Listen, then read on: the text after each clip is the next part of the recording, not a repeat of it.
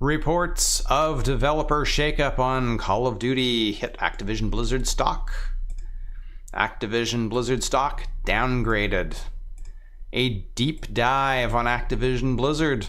Activision Blizzard Inc. has lost more than 45% of its market cap since early October. This pullback is triggered by a decline in monthly average users, a light 2019 pipeline, and an overall industry pullback. So as Seeking Alpha reports here, we take a look at one of the biggest gaming developers on the market.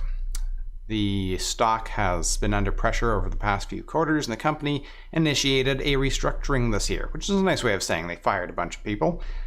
The stock fell almost 6% on trading yesterday on word of some friction, which we'll get into in a minute, among development companies used to develop one of their core franchises. And you can see what's happened to their stock recently.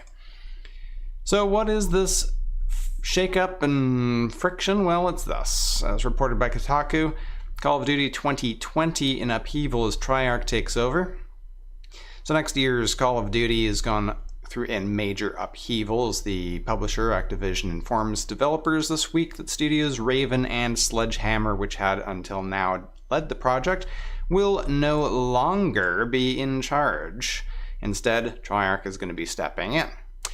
This is significant because every fall for the last 15 years, Activision has put out a new Call of Duty game supported by a stable of different developers that rotated duties. Since 2012, this is how it looks. So 2012, we had Treyarch did Call of Duty Black Ops 2. 2013, Infinity Ward did Call of Duty Ghosts. 2014, Sledgehammer Call of Duty Advanced Warfare. 2015, back to Treyarch, Call of Duty Black Ops 3.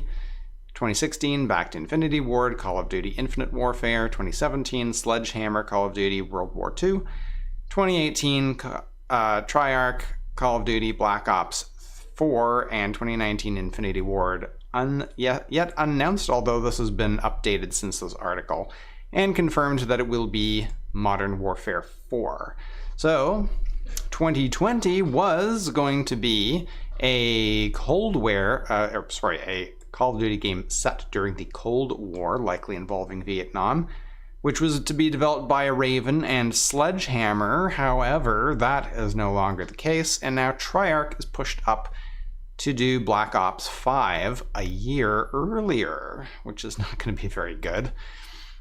According to a brief, the overhaul, Treyarch will take creative leadership as the new Black Ops, while Raven and Sledgehammer will serve as support studios for the game, transforming the work that they have done on their own single-player campaign mode into a campaign for Black Ops 5. So that was supposed to be probably to address fans' criticism of the lack of a campaign in Black Ops 4.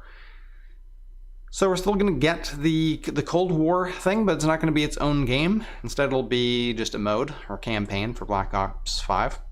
The game will likely be cross-gen and coincide with the launch of the next PlayStation and Xbox, which are expected in the fall of 2020.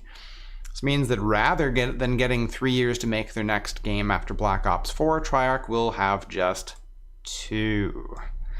Some at the company say that they are not pleased about that and are already bracing for brutal overtime hours, that like what they faced last year with Black Ops 4. So you can only imagine if they were already facing crunch overtime with a 3-year development cycle, imagine what they're going to face with a 2-year development cycle.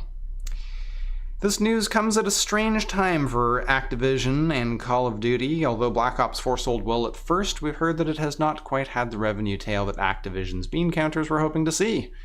Internally, Activision executives have even started talking about embracing free-to-play as a revenue model, possibly even including a free-to-play component for this year's Modern Warfare 4. In the past, it's been rough for the San Francisco-based Sledgehammer. The past year has been. In February 2018, Kotaku broke the news that Sledgehammer's founders, Michael Caudry and Glenn Schofield, had left the studio. Although Activision spun it as a promotion, saying that they'd taken on new executive duties, it's very clearly an ousting, and the two quietly exited shortly afterwards. Earlier this year, Caudry started a new Silicon Valley studio with the publisher 2K, where he's recruited dozens of Sledgehammer staff. That's not a good sign. Not a good sign for Sledgehammer, anyway.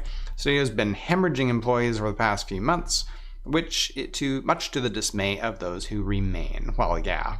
So that's why they're no longer in a position to lead the charge on the game that they were developing. So Treyarch is going to be shoved into trying to save the day with a probably half-baked Call of Duty Black Ops 5, considering they got 12 months less time to develop it. And that is the latest news coming out of the disastrous AAA stuff that's going on lately. I don't know which one of these companies is going to go down in flames first, but Activision seems to be doing a pretty good job.